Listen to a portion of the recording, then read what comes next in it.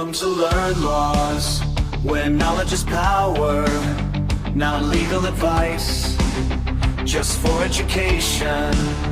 Need real counsel, don't roll the dice. Always speak with the license to serve.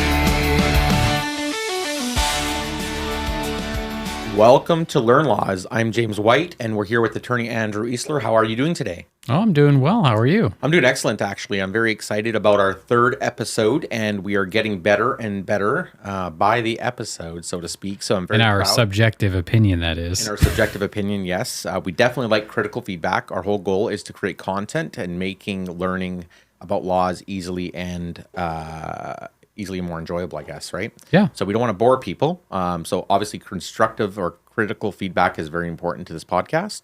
Otherwise, Andrew, today I think our topic that is going to be very popular is promoter's liability, right? Yeah. So let me go back. What is promoter's liability, first and foremost? Yeah. So when we talk about promoter liability, at least as attorneys, we're talking about liability that somebody incurs as somebody who's going out there and starting to operate a business, essentially, before it's been formed or the articles have been filed with the Secretary of State. Okay, so it's basically I'm an entrepreneur, I'm starting a business, whatever business I'm starting. I'm excited, I'm happy, I'm telling my family and friends about it, and I go look at it and say I'm looking to lease a building for my storefront. Okay, So I go to the landlord. This is just my opinion, right? This is my example, and you let me know if I'm wrong. I go to a building. I tell my landlord, hey, I'm starting a new business. I'm very excited. I would like to lease this building. And the landlord sends me the lease agreement with my name on it. I sign it, and my business name. I tell my landlord the business name. He puts my business name, and I sign it. But I don't have that articles of organization or that incorporation done yet, or that business formed at the state. Correct? Absolutely. Yeah, that's going to be the big problem, is that you're signing on behalf of a company that technically, according to the Secretary of State, doesn't exist yet. Oh, wow. Okay, so what happens? So what's the default? So I don't have my company incorporated yet or formed at the state level, articles of organization, and I go start conducting business on the behalf of the business, essentially. So I'm saying, hey, I'm James White from Learn Laws, for instance, and I would like to do this, this, and this, and I'd like to buy this and buy that, but I'm not incorporated yet. So the company is technically, because it's not formed yet, I would personally be liable for those actions. Yeah, but that's the general rule, that by default, if you're just signing on behalf of a company that doesn't exist yet for any kind of obligation, contract, or other particular obligation, then you will be personally liable. So it's really important. So the first lesson here is it's really important to, before you conduct any business operations or make any arrangements for your business or any agreements, so to speak, verbal or written, that you have the business formed from the Secretary of State. So you submit your business formation, it gets incorporated, you get your articles of organization, and then you can go out and start. Then go sign all the contracts you want on behalf of that company. So that's the ideal, right? As an attorney, our preference would be, hey, follow the right order. Let's just get our ducks in a row first and then start our operations. But it doesn't always necessarily work that way in business.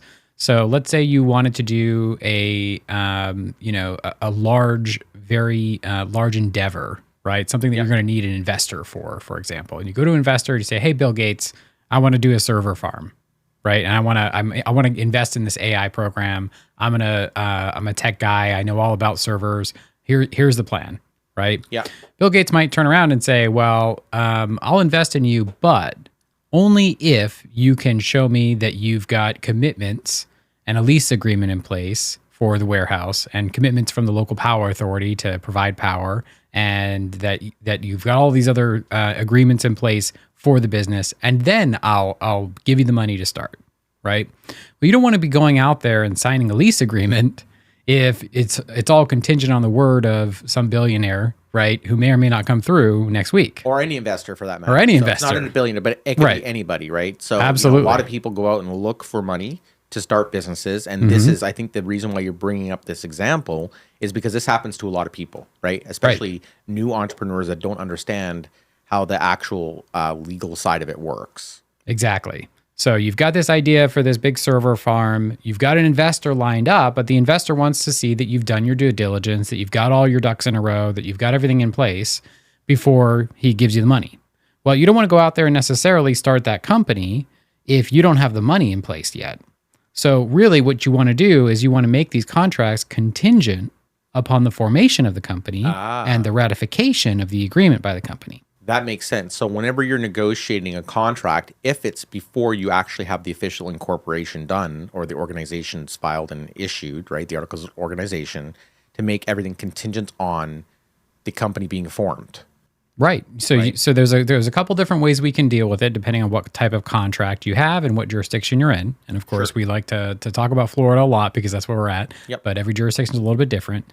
But the general rule is, of course, number one, if you're signing contracts on behalf of a company that isn't formed, isn't filed, then you're going to be personally liable. Personally liable. That Personally means that liable. so even if you have a company afterwards, then somebody could easily come, like a creditor could come or a vendor could come and say, you entered into this agreement before you had your incorporation. Therefore, you're personally liable because you engaged me as yourself. As Yeah, a I love that. almost like a I love the sole direction you're going there. Yeah. Yeah, because that's really kind of the next step. Let's say you've accidentally done this. You've created some pre-incorporation liability for yourself. You've signed a lease agreement, for example, before forming the company. Yeah. You decided to form the company. The company now exists, and it's technically on the lease, right? Because you're signing it on behalf of the company It doesn't exist. that didn't exist, but now does. Okay, Right? perfect. So what has to happen now for the company to be officially liable and for you to remove that personal pre-incorporation liability? First, we have to have the company ratify the agreement. What do we mean by ratify? If it's a corporation, you have to have a resolution that's been passed by the corporation acknowledging that the agreement was signed before it existed and that it now has blessed that transaction and agrees to be liable for whatever duty and performance obligations it has under that contract. So for a lease, it agrees to abide by the terms of the lease and pay the payments and everything else. But that alone, in most jurisdictions, does not remove your personal liability. Yeah, because it's not like the vendor or the creditor is agreeing to that. Your company is agreeing to essentially indemnify you. I would assume that's what it is. Well, it's not necessarily indemnifying you. It's really just saying, I'm going to also be liable under this agreement. Liable. Okay, perfect. Right. So you sign the agreement prior to your articles of organization being issued. Mm-hmm. Then once they're issued, you sign another, like almost like a resolution, so to speak, saying that, okay, we bless this transaction. So now the company's also liable for it. Right. In addition to you, but that doesn't take your personal liability away from the actions that you've conducted prior to the articles of organization being filed and issued. Right. So, the express way to ratify that agreement is through a resolution, some kind of document on behalf of, Yep. an authorized person for the company. The second way is by implication, right? So let's say there's a lease agreement and you sign the lease agreement under your individual name before the company is formed. Yeah. You form the company, and then the company starts operations in that space, puts up a big old sign with the company name on it. Then, of course, it's going to be hard for the company to turn around and say, "Oh, I'm not liable under this lease. It's only James White who was the one who signed the lease originally. I'm not responsible. We never signed a resolution." Well, you've received the benefit of that contract, and you've basically treated it as if it was something that you were entitled to. Therefore, a lot of the courts are going to say, well, you've ratified it by your actions rather than through a specific conduct. Like a wet signature or a resolution or, Correct. or something But along those lines. that's something you don't want to leave up to the courts to decide because that would be a court decision, right? The judge would have to look at it, and we don't want to have to get to that point, right? Got you. So Okay. so that's ratification. Yep. Now, how do we get you off of the table now, right? Because now you're on the other side on the hook with a contract, and the company's on the hook for that contract. So you're both jointly on there. So how do we get you off? What do you think? Well, I think the first lesson is FOMO, right? Fear of missing out. So I think my lessons that I've learned in my business career or my entrepreneurship career, whatever you'd like to call it, is we all get excited. Entrepreneurs get excited. We have an idea. We want to go out and just accomplish it and get it done, right? So we do these things, and this is why we brought this topic, because this happened to me once, right? Right. And Andrew helped me with the situation. And I thought, hey, everybody else would probably want to know this knowledge too.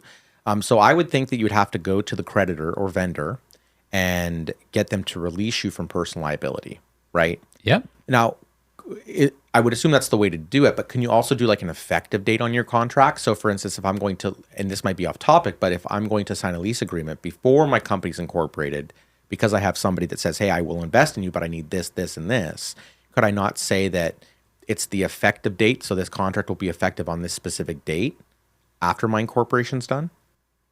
So that's an interesting strategy. Unfortunately, if the company never gets formed before that effective date, then that's not going to work for you. Okay. Right. Okay. Perfect. So it's kind of a gamble in that regard. So really, it's making sure that the contract is worded in a way that either you're not personally liable under the contract, right? Any performance obligations don't come to fruition until the company comes to fruition, and otherwise, if it doesn't come within a certain period of time, then there's no performance or ability to enforce that contract. Perfect. So just putting the right language in the agreement in the first place is important. So this is why it's so important. I'm cheap sometimes too, right? I don't like to spend money, just like I'm sure our listeners don't like to spend money, or we like to spend the least amount of money possible, right? And get the same result or something similar. But this just goes back to my whole theory on why you always need attorneys when you're doing things like this. So it may seem expensive at first because you're like, hey, I don't want to pay an attorney X amount of dollars to help me negotiate a lease agreement or a contract. So instead of saying, well, I can save $500 or $1,000, and if I sign this myself, I'm going to pay the bill. And we always expect to pay the bills as entrepreneurs, but things happen. 2008 happened, 2020 happened. There's a lot of unexpected things that happen, and that's when what an attorney can help protect against, right? Can help limit your personal liability and also your corporate liability too, from a corporation perspective. But this is why I think it's so important to speak with an attorney when you're doing any of these kind of negotiations, especially on a lease. Because a lot of people in my experiences as being a real estate investor, a real estate broker that does a lot of commercial real estate, is a lot of tenants just sign these agreements. They don't even look at this, even residential. How many people have ever reviewed a lease agreement? I mean, I'm serious.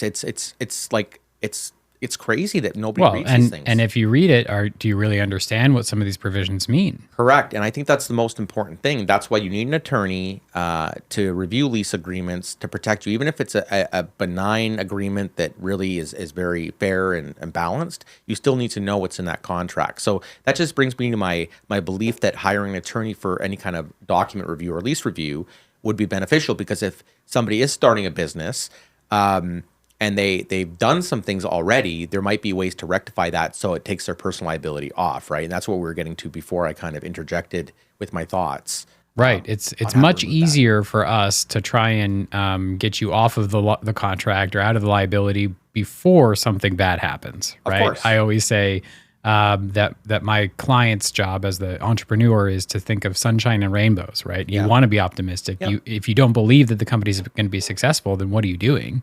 Right. So you should have this honest belief that the company is going to be successful before you come to me. And then my job is not to see those sunshines and rainbows, but to actually look at the clouds on the horizon. Yeah. Right. And say, oh, well, this is a great idea, but have you thought about this other potential problem, these things that are coming on the horizon? Keep those lightning storms away from the business. So when I do some business consulting and I help people start and design their businesses, a lot of people say to me, well, does it matter if I have pre-incorporation liability because I'm going to personally guarantee the lease again? It doesn't really matter, because if I sign it today and incorporate next week, yes, I do have that promoter's liability or that pre-incorporation liability, but they're going to make me personally guarantee the lease anyways, right? So does it really matter at that point if they're going to make you personally guarantee the lease? Well, it depends, right? So first and foremost, if you're signing the contract on behalf of the company that doesn't exist yet, then more than likely you're doing it because there's no personal guarantee that's going to be required of you. Now, if you are doing that under the assumption that there's going to be no personal guarantee, and then you get in there, you form the company, and now you are, based off of listening to this podcast, liable, right? Yes. Now you have your promoter liability that's coming into effect. Then you're going to have to get what's called a novation, Novation. Okay. Novation? Yep, novation. Okay, can you explain what a novation is? So a novation is going back to the person that you owe some kind of obligation to and saying, hey, can you release me from liability? right? Hey, I know that I agreed to do X, Y, and Z for you in the future, but you've got this new buddy over here, this company that we formed, ABC Corporation, who was really supposed to be signing this contract. Yeah. They've ratified the agreement. Now, can you go ahead and kick me off because you've already got a good enough creditor in place to perform those obligations? So what is like, I mean, if it was me and you signed a contract with me, Yep. right? And I had that guarantee essentially from you, why would I allow you to be removed from the contract? That would be very foolish of me from a business perspective, right? So why what incentive would somebody have, or a vendor or creditor have, to remove you using Novation? Right. That's the tough part, right? Especially if there's already problems that have started to arise. If you're late on your lease payment, your company's going broke, and then you realize, oh man, I have pre-incorporation liability. Let me try and get off this contract. Going to the landlord at that time or the creditor at that time and saying, hey, I know I'm already in breach of this contract. Can you just go ahead and kick me off of it? It's not going to go over well, They're right? gonna say no. They're gonna, Right. well, So of course. first Why would and anybody foremost, say it's yes? more likely to do it when things are going well, right? Hey, I've been in this lease for 4 years, right? I've paid on time every month for 4 years straight. I've kept the property up, I've maintained it. You can see that this is a good business. It's making tons of money. Can you go ahead and kick me off? Okay. Well, maybe if you have a good relationship with your landlord, that might be enough. But for probably 9 out of 10 commercial landlords, that's not going to be enough. Now, in my experience as well, a lot of the creditors and vendors that enter into these agreements don't understand the pre-incorporation liability or the promoter's liability either. So I think that's the gray area here, because, talking to people and speaking with people, doing research for the show, a lot of people don't even know what pre-incorporation liability is, which is why I said, hey, this is a great topic for the show, because not only can a real estate investor, a small business person that's dealing with the new businesses, or vice versa, if they understand these kind of the pre-incorporation liability, promoter's liability aspects, they can better protect themselves when they're entering into agreements currently and in the future, but also look at the agreements they currently have and try and mitigate some of those risks now and be proactive than reactive, especially because our economy in the situations with a lot of changes going on with the tariffs, with some deregulation, a lot of these issues are going to be popping up in the next, 3, 6 months, a year to 2 years. And I think a lot of people are going to be surprised. And can Novation be used, because we're talking about pre-incorporation, promoter's liability, can Novation be used when you're selling a business to remove yourself from a contract as well? Because I think that is, and I hope it's not off topic for the show. No, this is important, right? But okay, I'm selling a business now. Whether or not I have pre-incorporation liability, promoter's liability, I'm personally liable on that contract, which is sort of a very similar kind of Right. So legal thing, like right? a commercial lease, you usually have a personal guarantee. So now you have personal liability, whether that's from pre-incorporation because you signed it before you did you formed the company, or they required it as part of condition before they would allow you to lease it. Perfect. So so it's really important when you're selling a business to also review your contracts and make sure you don't have that pre-incorporation liability, that promoter's liability, and or just the business liability. I remember a situation before we started the law firm and I helped you design and build it, that we had a vendor we were working with, and they were telling us a story about them selling their business. I think it was like a mail ship business or something, and they sold it. It was good. They actually made money from it. And then all of a sudden, a year later, they get a call from the landlord saying, you owe us $200,000 or something astronomical like that. And they said, well, we sold the business. We have a business sale purchase agreement. Why are we liable for this? And he said, or the landlord or whoever, the investor said, I don't know if it was a he or she, said, well, it doesn't matter. You still personally guaranteed this lease, regardless of who purchased the business. You should have called me and had yourself removed and the new people put on. So these people actually had to restart the business because obviously the business went broke. That's why they were contacted by the landlord. And they had to start the business again out of the same location and now try and rebuild the same business. Otherwise, they would just be liable for the remainder of the term of the lease. So that's why they had to start the business again and then hopefully finish the lease off or sell it and then remove the personal guarantee. So Novation is really, really important. I think that legal concept, even me as an entrepreneur, didn't fully understand.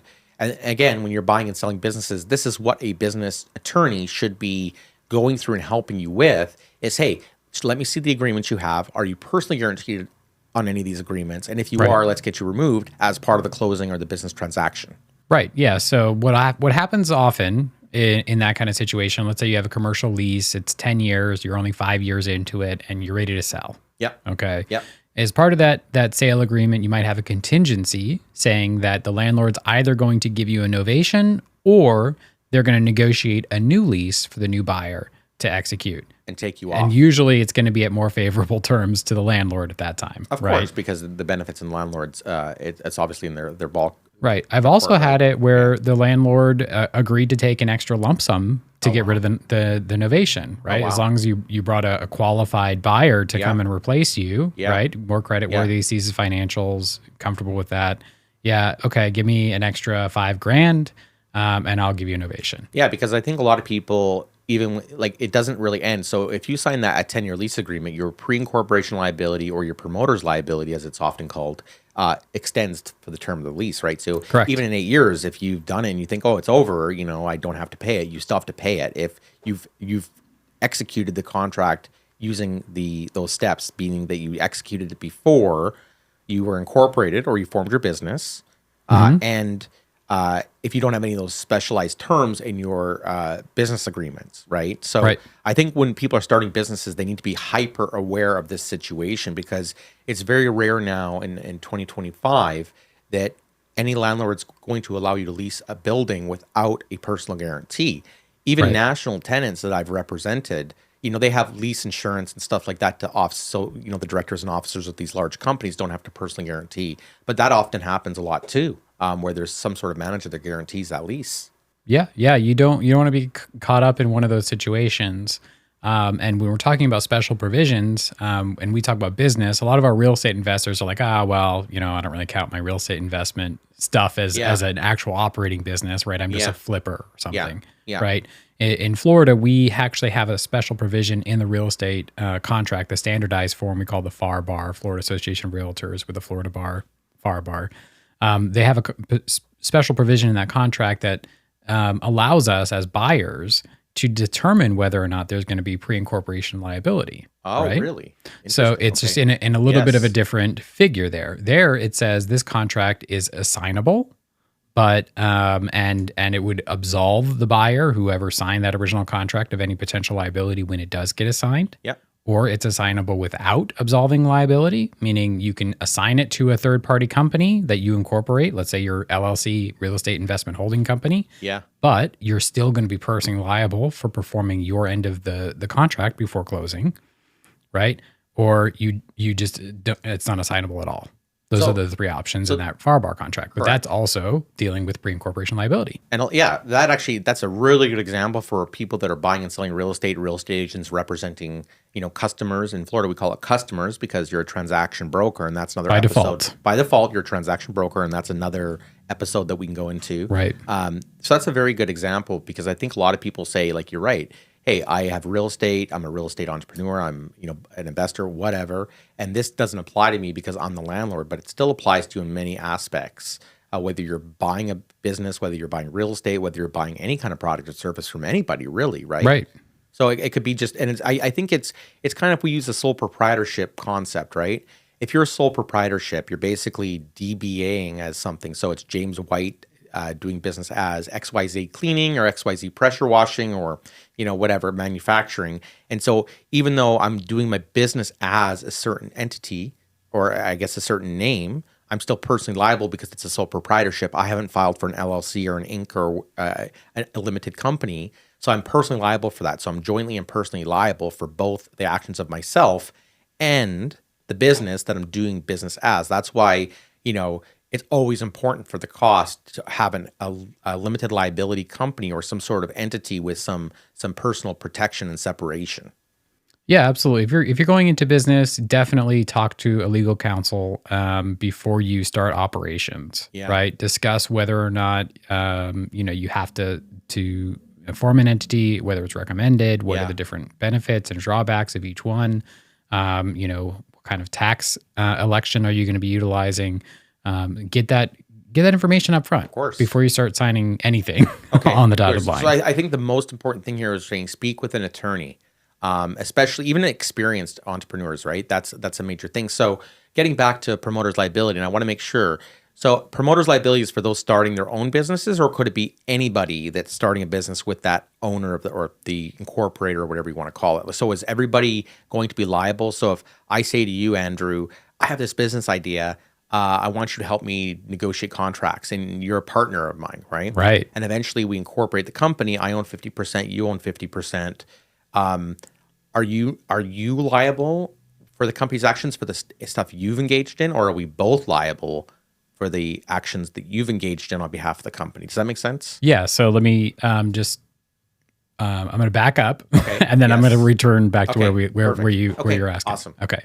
So promoter liability is a derivation of agency liability. Okay. What is agency liability? It means if I'm acting as your agent, you've asked me to do something, or we've agreed that I'm going to do something on your behalf, then you can be liable for my actions, right?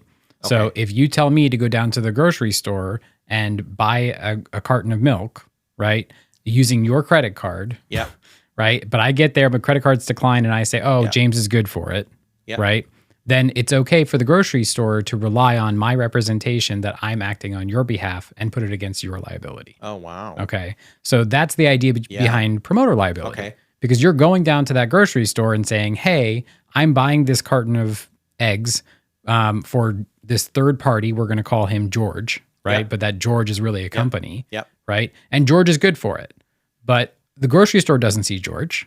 The grocery store doesn't know who George is, right? So they're just going to say, well, I know Andrew, and Andrew's the one who's going to be liable because he's the one who came in here on behalf of George. Now, if George comes in here and gets those eggs, picks them up, now he's getting the benefit of that agency relationship, and now he becomes liable. So getting back to your question, you've got two people that have decided, hey, we're going to start up this new business. James, you go do X, Y, and Z. Drew, you go and find us a lease. Yep. Right? A place to lease. Yep. So I go and I find a place to lease, and I say, hey, we've got this new venture ABC company that's going to come in here. Can we lease the space? They say, great. Yes, of course. Sign on the dotted line on behalf of ABC company. Okay. That makes sense. That would make me personally liable. Wow. Unless the contract said otherwise. So, but there has to be, so if George goes into the store and buys eggs, in our example, right? And I'm not getting the benefit. What if George is just pretending to work for me, right? I mean, because that's what came to my mind. Well, what happens if George goes to the store and says, hey, James told me to pick these up. They know who I am. They know who James is, but they have no notice that George is actually working for me. So I guess they would call us up and confirm, hey, does George work for you? And if I say yes, then I guess that would make that representation, right? Yeah, so this goes back into more complex agency law. Okay. So, and did I have or George have apparent authority to enter into that contract on your behalf? Was it reasonable for the grocery store to believe that they had your permission? Did he come in with, papers? Did they look on the Secretary of State website and see his name on the company? Right. Okay, perfect. What made them believe that he had the authority to enter into a contract on your behalf? If there's nothing, then more than likely it's just going to be George going to be liable, and you're not going to be liable. Okay, perfect. I just wanted to clarify that because I think a lot of people would have that question, right? Right. With that example. So I guess, promoter's liability applies before a company is formed, but any representations made before that. So if you make representations before the company is formed, then the liability, the promoters or pre-incorporation liability will attach to you personally, unless there's a disclaimer or some sort of clause in your contract that says that it will either be effective on this date or upon the company being formed. Right. So you want to be very explicit in those kind of contracts. If you have to sign a contract before forming the company for whatever reason, right, then you want to make sure that the contract itself is expressly conditional upon the formation of the company, and that James White, specifically, as the promoter, is not going to be liable under this contract at all whatsoever. Yeah, and it's better to do this before something happens because most people are not going to be as tough, right? Because if something happens where you get yourself into financial distress, there's, a pandemic where the government forces your business, which is crazy to begin with, but forces your business to shut down. Right. It's highly unlikely that anybody is going to want to remove your personal liability, right? So it's better to do it ahead of time when there's no issues, there's no fighting, because people are a little bit more relaxed and they want to make a deal. So why they want to make a deal, it's better to negotiate these things ahead of time than try and do it afterwards. Even if you're trying to sell a business, would you put, let me go back, would you put a clause in agreements, like almost like a proactive clause where it says, if the business sells, like in a commercial lease agreement, if the business is sold, then the liability will be removed from me and automatically added to the new buyer? Would that be a good clause? I mean, would that be doable in a commercial lease agreement or even a residential lease or any kind of commercial contract? So most landlords aren't going to sign it in that kind of language. They may actually. What I have seen is that the landlord will not unreasonably withhold consent to the assignment of the obligations under the lease. So it won't be unreasonable. So they'll still need to do background checks, qualification checks, and Right. so forth. Because I mean, if you put yourself in the landlord's shoes, right? I know James White. I know that he's creditworthy. I've seen his financials. I've done a credit report, whatever. I trust him. He's the one who's going to be performing these obligations. But he wants me to sign this piece of paper that says he can give those obligations up to anybody on the street. So now he finds somebody on the street and says, here, you've got a 0 credit score, right? You're bankrupt, whatever, right? Take on all my liabilities. And I'm walking away. And you're walking away scot-free. And now that leaves me holding the bag, essentially. So most people, you're right. Most people with competent legal counsel would not agree to that, right? Right. But again, a lot of people, in my experience, don't even go to attorneys, right? So I think this is where attorneys sometimes get a bad reputation, where people say, well, that attorney doesn't do this or that attorney doesn't do that. They didn't protect me or whatnot.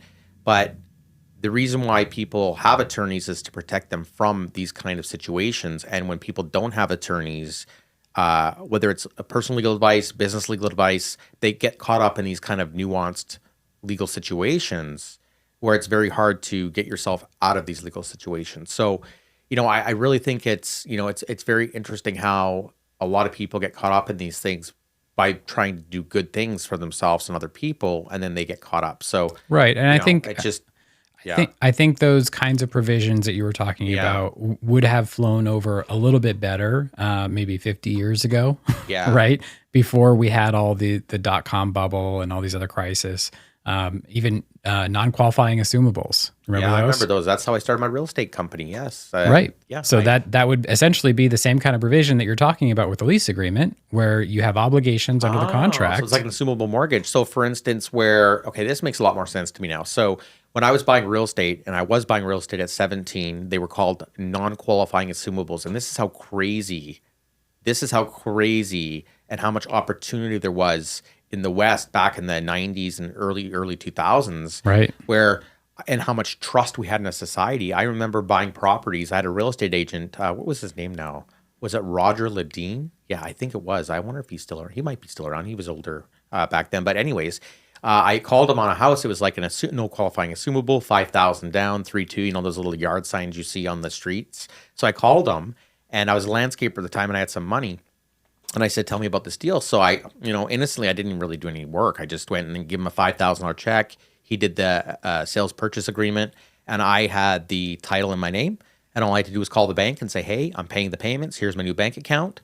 And as long as the bank got the money, they didn't care. Yeah. So hold on. Yes. Pause. Yes. Because there's going to be some listeners who are listening to your story saying, what the heck is he talking about? Yes. Because non-qualifying assumables don't exist really anymore. They don't exist. No, they're gone. There's nothing. Yeah, they're gone. Yeah. It's very rare. So they're probably like, well, what is he talking about? What is this non-qualifying assumable? What does that mean? Okay. So what that means is if I'm willing to buy it, I buy it off you, I pay you a fee or no fee at all, and I automatically qualify for the mortgage. So the mortgage, the title would be in my name, and the mortgage would be in my name, but it wouldn't release the liability from the person who sold me the home, right? That is, their name is still on the mortgage. So there's no qualification process whatsoever. Correct. So it's just sign a piece of paper, and the note now just moves down a chain of title of people. But anybody that's associated with that title that hasn't been removed by Novation is liable. So this is why they stopped doing it, because what happened was you had a lot of sellers that said, hey, I can make an extra $20,000 selling my house if it's non-qualifying assumable. Right. So they would say, yeah, that makes sense. Why wouldn't I? And so then a year or two down the road, when on a 15 or 10 or 20-year mortgage term, whatever the term was, when the people stopped paying the payments during a recession or some sort of economic calamity, the bank would be calling the prior owner and saying, or the seller and the prior owner and saying, hey, you owe us, $10,000 in back payments. Otherwise, you're liable. And they're like, hey, what do you mean? I sold my house. My real estate agent or my whoever said that it was a non-qualifying assumable, I thought my name was removed off the contract. And then you find out that your name was not removed off the contract, right? And then now you have to come up with the money, and sometimes the acceleration part starts happening, and now you have to come up with the whole balance. So for benefit of the listeners who are not familiar with fancy lending terms, what is an acceleration? That means it's all due at once. It's not a good thing. No, you don't want to it's not a good accelerate. thing. Yeah, a lot of people don't understand the acceleration side of contracts, but yeah, you do not want to accelerate, because once you start that, you go down that road, it's very hard to walk yourself back. Right.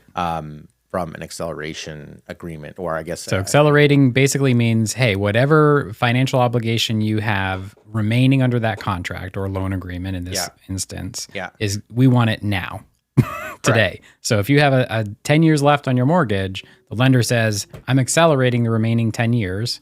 All of those payments that you would be making monthly are now due, and you have 30 days to provide it. Otherwise, we're going to start foreclosure. And so think about having pre-incorporation liability or any kind of personal liability in that respect, right? So you have a couple business partners. You know, again, everybody has high trust. That's why you're becoming business partners to begin with. And then you sign the lease agreement. You personally guarantee it. Your business partner doesn't. All of a sudden, 2 years later, he leaves or she leaves. It happens. And it happens all the time, right? This is why a lot of people, we have a unique relationship because we're business partners in a lot of different business opportunities that we've embarked upon.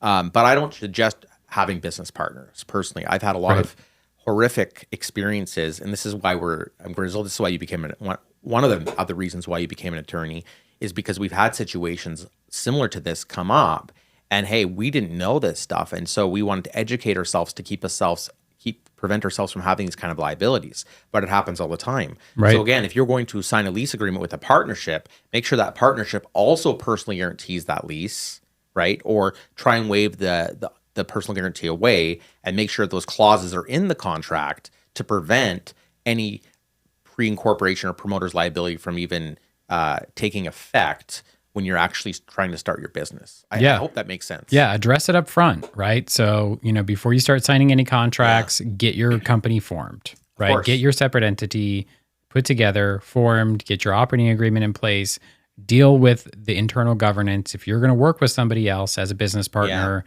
as a manager, maybe even if they're just paying a salary, not even getting equity, right? Deal with the roles and responsibilities, discuss what you guys want to do if the business starts falling apart. Right. Again, you guys, as the entrepreneurs, are supposed to be out there, sunshines and rainbows, thinking about, hey, how are we going to deal with all the money that's going to roll in? Right. Yeah. It's going to start raining gold coins, and we're just going to have to find bags to go collect it. And nobody wants to talk about, one of the things is when you're starting a business or you're starting any venture or any investment, taking part in any investment, nobody ever wants to think you're going to fail, because if you thought you were going to fail, you're never going to invest in the company or start a partnership anyways. So it's like buying life insurance, right? Everybody says, oh, I don't want to buy life insurance, or because, it's kind of morbid. Why would I want to buy life insurance on my life? So somebody gets rich or somebody gets a big benefit if I pass away. And that's the wrong attitude, obviously, because the reason why you purchase life insurance is so the people that you love, for instance, can have a stable life afterwards, or kind of readjust their lifestyle over a period of time. And that's kind of the same thing as a business failure. Whether we're talking about pre-incorporation liability, or whether we're talking about, any kind of LLC operating agreement. Again, we talked about that in the last episode, where you make sure the attorney does the LLC operating agreement prior to, if you haven't had a effective date of organization, articles of organization or formation, or do it afterwards. So you're not going to get caught up in that kind of like legal, gray area from it. But yeah, it's a very interesting concept how, a lot of people get caught up in these little tiny details, right? Where details do matter. I mean, they really do. Right. So I just want to recap for our listeners just one more time. Sure. Right. I'm all over sometimes. Right. We've gone over a lot of different particular topics. Correct. So here's some big takeaways from today. Yep. Okay. Let's do it. So promoter liability is the type of liability that applies when you're an individual trying to go and sign contracts or agreements or obligate a company that has not been formed yet. Right. Something you've not filed with the Secretary of State, or Division of Corporations, whatever, in your state it is. You're signing a lease agreement, you're signing a record contract, you're signing a vendor contract, something that's going to obligate the company, and the company hasn't been formed yet. By default, you're going to be personally liable for that. And even after the company is formed, by default, in most jurisdictions, you're still going to be liable. It's just going to be you and the company, right, that are going to be liable after the company has ratified that contract. If the company is formed but then never ratifies it by either conduct or in a resolution or something in writing, then the company is not going to be liable. It's just going to be you alone. That is liable, interesting. right? In order to, if let's say you've messed up and now you want to get off of that contract, at that point you have to get what's called a novation, right? You have to novate yourself from that contract, which means you have to go back to the person who you owe those performance obligations and say, hey, can you take me off of that liability and only have this company be the one to be obligated to perform these obligations, like pay rent instead. And then they have to sign it in writing.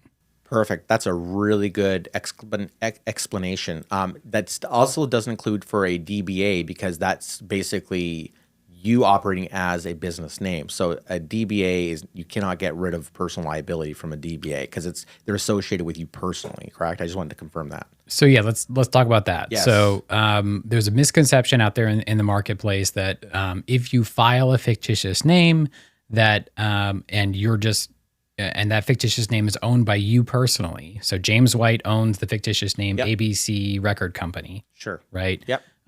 That means that you are operating as a sole proprietorship. And sole proprietorship has unlimited personal liability. So you're essentially creating an alter ego. It's just James White, who's also known now as ABC Record Company, which means if ABC Record Company gets sued, that's just the same thing as James White getting sued. And so if you're doing business as essentially an alter ego. Yep. DBA, doing business as, also known as a fictitious name registration. And then you decide to form an LLC, you're still going to be personally liable unless you get a novation to remove you away from that. So that's why I would never suggest, again, it depends on people's unique circumstances, but I would never ever suggest having somebody start with a DBA. I think that's just risking a lot.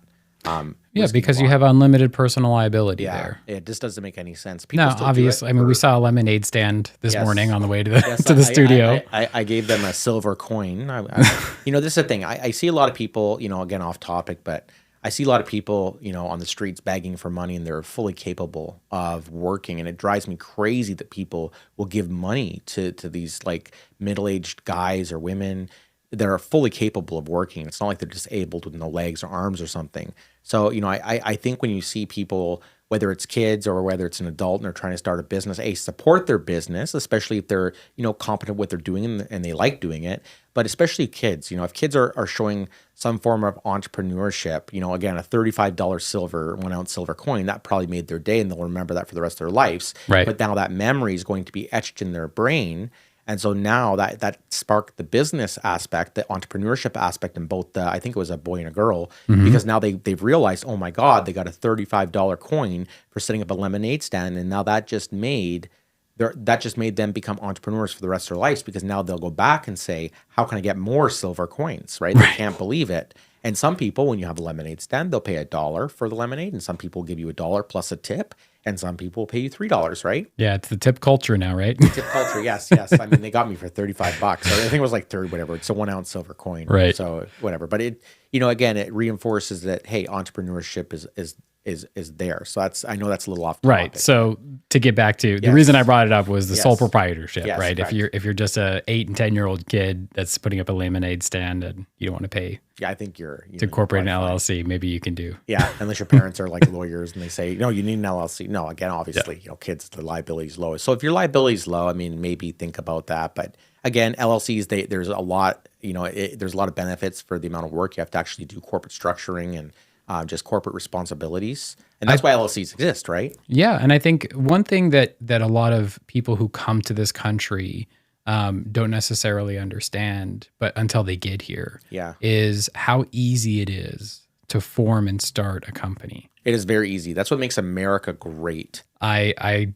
I agree. You know, if you're in Europe, they have minimum capitalization requirements. You can't even start a business in Europe. It's like $30,000 or 30,000 euros just to. Depending on the jurisdiction, they have a minimum incorporation. You have to prove that you've got enough money to sustain the business, which, I mean, it makes sense. They're trying to protect the public from people just opening up, fraudsters, a fly-by-night operation, right? Yeah. Be there one day and off to the next. Yep. But America's not like that. That's what makes America so powerful. America's like, hey, pay the filing fees, we'll get you started. And we'll give you that liability protection. Exactly. Yeah, that's amazing. So again, sole proprietorships do not protect you from pre-incorporation promoter's liability because it's basically you doing business as a new name. You are the business. Perfect. And then an LLC, as long as you're entering into agreements or contracts after the incorporation or articles of organization are issued, then you're protected from as long as it's clear that you're signing on behalf of the company, not personally. And not personally. And a lot of lease agreements or a lot of agreements, even credit card agreements from banks or SBA loans, they'll always make you personal guarantee that loan. So some things you're not going to be able to get, rid of personal guarantees. But this is where when you speak with an attorney, they can also help with estate planning and asset protection to make sure your life is structured in a way that if you are going to be taking risks, right? Because every business, no matter how rich you are, how experienced you are, there's always risks when crossing the river, right? That's my term. Always risks when crossing the river. So you want to make sure that you're fully prepared in the event that something was to happen and you are personally guaranteed that your family and some of your other assets are protected, right? And that's where like an estate plan comes in. So a business attorney with some estate planning experience would be good to help with that. But that's, I guess, pre-promoter's liability. DBAs, you're not covered. There's no you're going to be liable for any actions on that DBA. Right. Yeah, there's nobody else. It's just you. You are the business. Yep. In the sole proprietorship there. Yep. LLCs, it's the company that is going to be the one that's signing. So as long as that's clear in the agreement, then the company and anything it owns will be potentially subject to obligation there. Now, one of the things I did want to bring up is, let's say you're trapped in a contract or a loan agreement and you're personally guaranteed. What are some of the steps that a business owner would do to try and increase its reputation, its credibility, its creditworthiness in order to try and either convince the creditor to get rid of their personal guarantee or maybe find a new person to then assume those liabilities, let's say like if it's a loan, to get a refinance, right? How do we improve the creditworthiness of a business? And what I'm thinking about is like applying for a Duns and Bradstreet number. Yeah, Duns and and there are so they do charge you, but there's a secret, by the way, is if you say you're applying for a government contract. If you are applying for a government contract or you're looking to register for sam.gov and those kinds of things, you should always register for sam.gov is what I'm saying. That's the government's always looking for suppliers and vendors. Correct. So if you offer a product or service that the government may want, then it's a good idea to register. So as long as you're going to apply for a government contract, go to Duns and Bradstreet, mention you're applying for a government contract. They'll have to issue that number free of charge. They say like it could take up to 30 days or something, maybe a couple weeks, but they usually do it within 24 to 40 hours. Then go on sam.gov, get your company profile set up there, and then you're good to go. And a lot of creditors will report to Duns and Bradstreet, and you can build a separate credit profile for your business. Right. So that's a way to build. So it's just like your TransUnion number or your social security number. Right. Like so it's your business credit rating. Yep. Is your D&B number. Yep. Duns and Bradstreet. Yep. There you go. Perfect. Sounds good. So I think we're all good. This really gives me a really good explanation of a pre-incorporation liability, promoter's liability. Obviously, this is not legal advice. These are just generalized questions. Always speak with an attorney for specific legal advice to your specific situation. Never, do it yourself. I'm a big believer in that. Just don't do it yourself. It's just not worth it long term. So anyways, thanks for listening to our third podcast, and we'll be back next week. Have a great day, everybody. See you then.